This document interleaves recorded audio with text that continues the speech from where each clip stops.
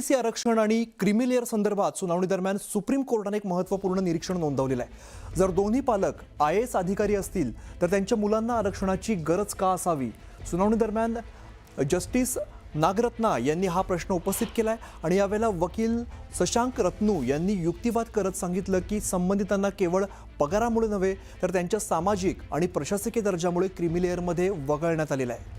प्रशांत लीला रामदास आमचे प्रतिनिधी आपल्याला अधिकची माहिती देतात। प्रशांत, काय अधिकचा तपशील आहे? आज ओबीसी आरक्षण संदर्भात सुप्रीम कोर्टात सुनावणी सुरू आहे।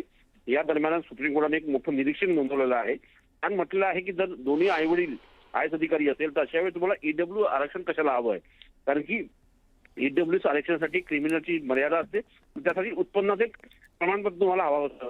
असं असताना जर 15 लाखापेक्षा जास्त जर उत्पन्न असेल महाराष्ट्राचं दृष्टिकोनातून जर बघितलं अशा वेळी IAS अधिकाऱ्यांनी आरक्षण का मागावं असा थेट सवाल या निमित्ताने केला। यावेळेस याचिकाकर्त्याचे वकील यांनी जो शशांक रामतू यांनी युक्तिवाद केला होता की त्यांना पगारामुळे नाही तर सामाजिक आणि प्रशासकीय दर्जामुळे क्रिमिनलमध्ये घेण्यात यावं अशी त्यांनी मागणी केली होती।